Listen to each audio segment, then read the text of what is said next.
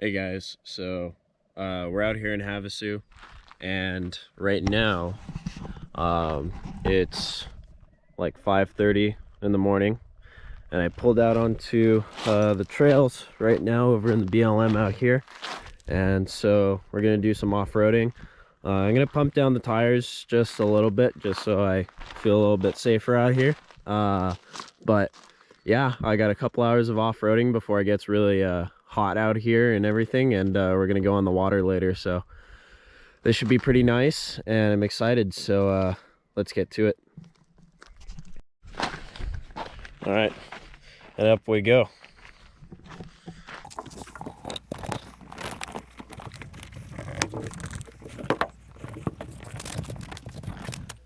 Hey guys, this is Alex from Dirty Cruiser here, and I just wanted to have some commentary over the video and just talk about this trip in particular and off-roading as a whole. So if you're familiar with Havasu, you'll get just from watching the video where in particular I went to. Um, but for those of you who don't know, in Lake Havasu City, just out past all of the main residents and streets. You get to this big area where, if you were to look on a public map, it's labeled as BLM, which stands for Bureau of Land Management. And areas that are marked under that, usually you can get to, and you're just free to roam, go wherever you want. And there's a lot of those areas that you can go to, not just in Arizona, but California as well.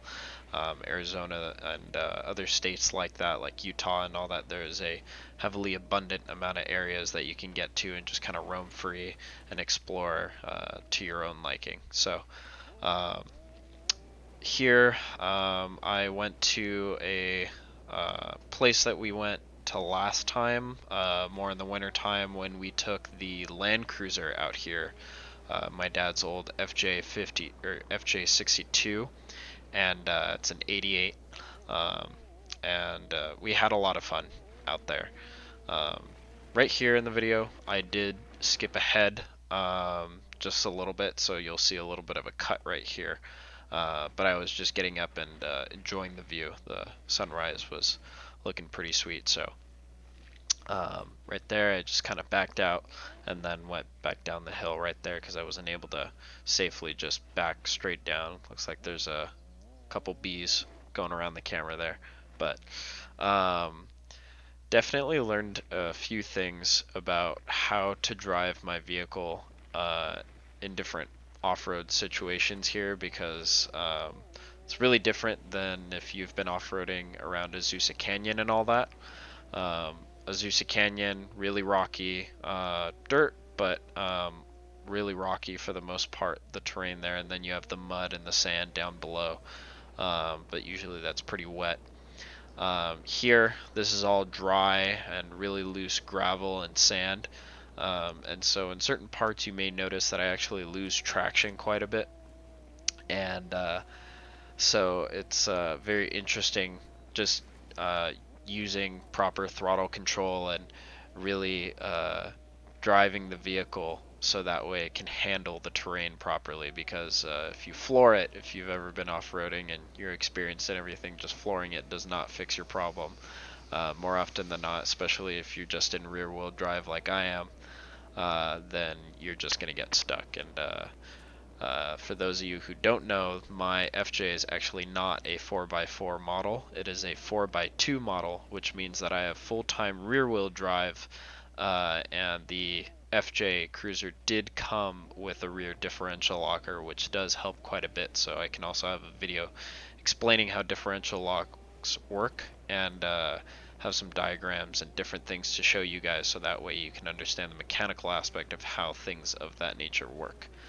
Um, but yeah, just having only rear wheel drive, and even after airing down the tires and everything, I definitely was able to really feel and see a difference in the performance of the vehicle, as opposed to using a four wheel drive truck that I really wouldn't have to worry about some of the traction issues that I ran into.